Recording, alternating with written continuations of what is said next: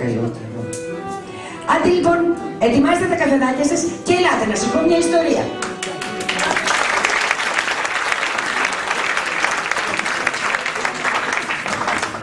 Να μια ιστορία για το ποια είναι η διαφορά του τουρκικού καφέ από τον ελληνικό. Ο καφές ήταν τόσο ακριβώς τότε που οι Έλληνες δεν μπορούσαν να τον αγοράσουν και φυσικά πολύ δυσέβρετος. Οι Τούρκοι άλυφαν τον καφέ τους στο χειροκίνητο μήλο και στη συνέχεια τον έδιναν στον ταμπί που συνήθως ήταν Έλληνας για να τον καθαρίσει. Εκείνος έπαιρνε ό,τι έμενε στο μήλο για δική του χρήση. Ήταν όμως πιο ψιλοκομμένος από αυτόν του Τούρκου και έβγαζε διαφορετική γεύση. Εκτός δηλαδή από το πιο ελαφρύ καβούρδισμα, μια άλλη βασική διαφορά είναι και το πιο ψηλό άλεσμα.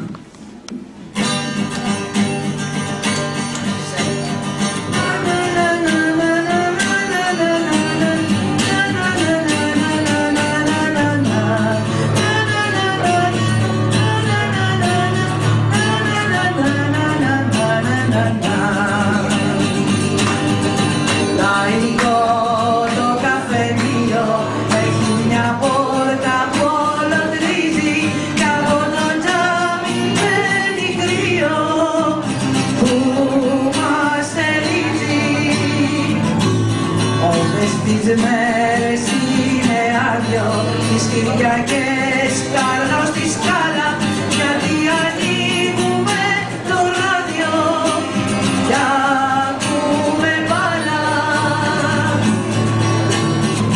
Τακτικοί του οι πελάτες, ο χωροφύλακας ο Ανδρέας, 5-6 άνεργοι εργάτες και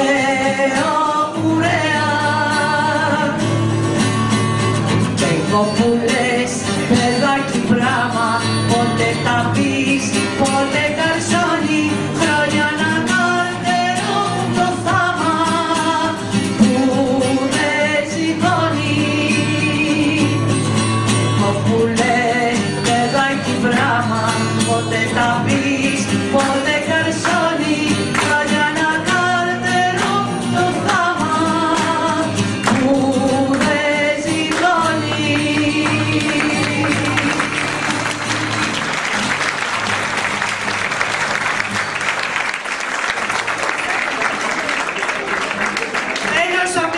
Είναι ο Λέα εδώ και Αντώνης Σταύρου. Αυτούς χειροκροτάτε.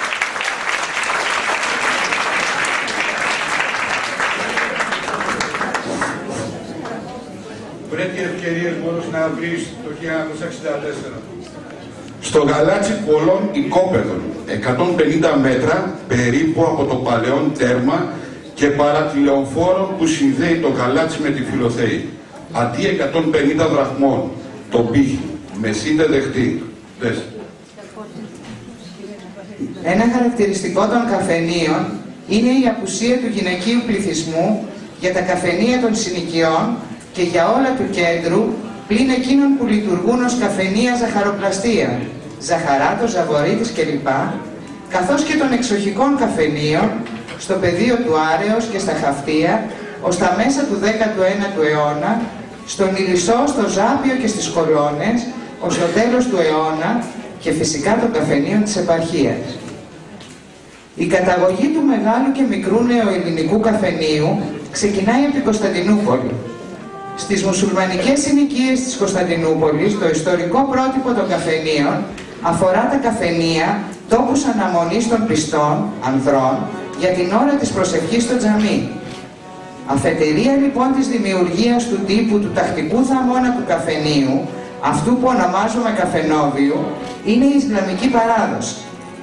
Σε αυτό, σε συνδυασμό με τη διάρθρωση της ελληνικής κοινωνίας και την ανάπτυξή της στα πατριαρχικά πρότυπα, οφείλεται το άβατο των καφενείων για τις γυναίκες.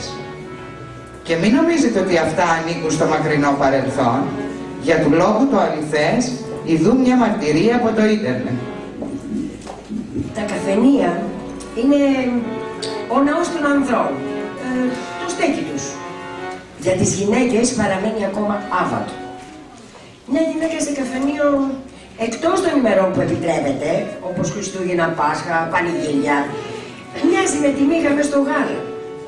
Εκτός και είναι ιδιοκτήτρια. Τότε αλλάζει, δεν είναι γυναίκα.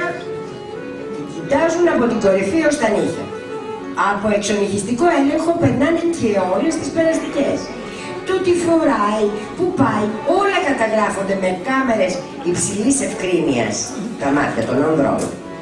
Σου έφυγε ένας πόντος. Εσύ μπορεί να μην το κατάλαβες. Αυτοί όμως θα το δουν. Και από μακριά. Δεν έχει σημασία αν είσαι νέα και όμορφη. Και θιάνασαι με το μαντίλι στο κεφάλι, θα σε προσέξουν. Με ποιον μιλάς, που πας, τι αγόρασες, όλα. Και μετά λένε τις γυναίκες κουτσομπόλες. Άσε τα κοινωνικά σχόλια. Πώς είχαν έρθει οι Έλληνες στην αγορά, όπου δίδασκαν οι φιλόσοφοι ή συζητούσαν, αυτό ακριβώς. Το τι φιλοσοφίες μπορείς να ακούσεις σε ένα καφενείο δεν λέγεται. Τα πετυχημένα τα μαθαίνουμε κι εμείς. Οι φάρσες που σκαρώνουν για να περάσει η ώρα, τα πειράγματα, οι κακίες, οι καυγάδες. Βέβαια, εμείς οι γυναίκες δεν μαθαίνουμε όλα όσα λέγονται εκεί μέσα, μόνο όσα θέλουν. Κι αυτό, αν έχεις σύζυγο ή συγγενή, πολύ μαρτυριάρι. Πολλοί άντρες, ό,τι λέγεται εκεί μέσα, το κρατάνε σαν επτασφάλιο στο μυστικό. Οι υπόλοιποι κάνουν αναμετάδοση των φιλοσοφικών συζητήσεων και στο σπίτι. Επίσης, πολλοί παρουσιάζουν τα γεγονότα του χωριού με τον τρόπο που αυτοί θέλουν. Έτσι, πείθουν και τις γυναίκες με αποτέλεσμα την παραπληροφόρηση. Κοινώς κάνουν την τρίχα τριγιά. Οι μέρες προεκλογικής περίοδου επιβάλλουν την προσέλευσή τους στα καφενεία, που τότε δεν είναι απλά καφενεία. Όχι, είναι κοσμοπολίτικα κέντρα. Και πάμε στις μέρες που έχει αγώνα. Τότε είναι οι μόνες μέρες που οι γυναίκες τους παρακαλάνε να φύγουν. Φαντάσου να έχεις άντρα ξηρομερίτη και φανατικό οπαδό του ποδοσφαίρου. Σκέτο μαρτύρι. Όχι ότι τις υπόλοιπες τους θέλουμε στο σπίτι. Από μακριά και αγαπημένοι. Αν ο άντρας είναι στην κορυφή του σπιτιού, ο καφές είναι στην πόρτα. Έλεγαν οι παλιές και δεν έχουν άδικο. Δεν φτάνει που δεν κάνει τίποτα μέσα στο σπίτι. Άγραφος νόμος αυτό για τους μόνιμους κατοίκους του ξηρομέρου. Πρέπει να τον υπηρετείς και επιπλέον ώρες. Και αν αποφασίζει να κάνει κάτι, θα το κάνει με τέτοιο τρόπο, ώστε να μην ξαναζητήσει τη βοήθειά του. Ακόμα και καφέ να φτιάξει. Τόσα χρόνια μας έμαθαν έτσι. Εμείς ήταν γι' αυτό. Παλιότερα, οι μόνες μέρες που τους έβλεπε το σπίτι ήταν η μέρα του Πάσχα και στο πανηγύρι. Και αυτό γιατί έπρεπε να ψήσουν το σφάγιο. Περνούσαν ώρες ατέλειωτες στα καφενεία, ειδικά το χειμώνα που δεν είχαν δουλειές. Όσο περνούσαν τα χρόνια, σταμάτησαν αυτή την τακτική, καταναώντας και την κούραση του άμαχου πληθυσμού. Έλα τώρα όμως, που λόγω κρίσης μένουν περισσότερες ώρες στο σπίτι. Πώς να αλλάξεις τη συνήθεια τόσων χρόνων. Σήμερα τα καφενεία πλέον είναι άδεια. Γεμίζουν μόνο Χριστούγεννα και Πάσχα. Όσο λειτουργούν έχουν δουλειά ως το μεσημέρι. Μετά ερημώνουν. Και το βράδυ, λόγω κρίσης, κλείνουν νωρίς.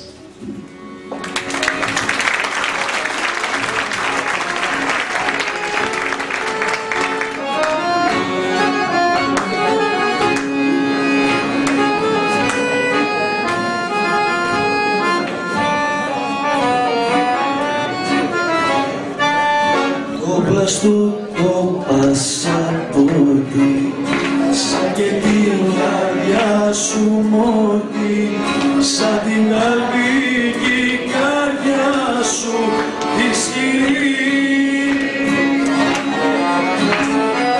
Μόνο χτυπάς τις χάνες, η δουλειά κάνει τους άντρες, το γιατρίνο πληροφόρει χωρίς.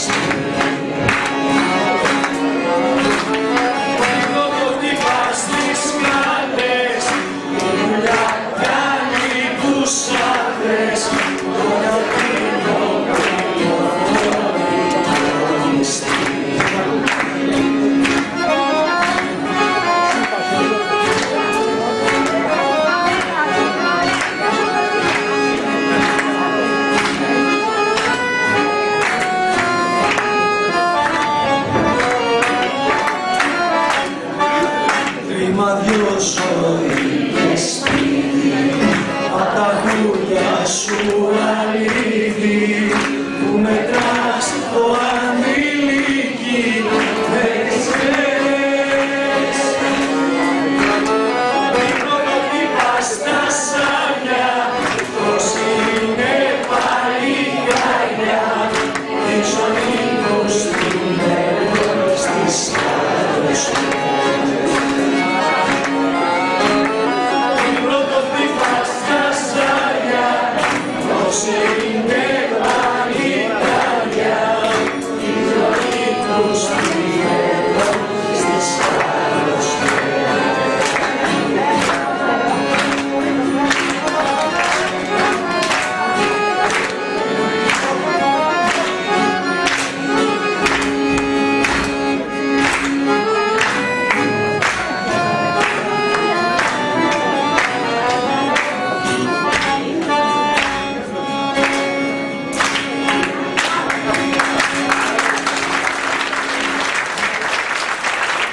Καφετζή τα λουκούμια στις κυρίες και στους κυρίους. Καφετζή. Καφετζή τα λουκουμάκια. Έφτασε!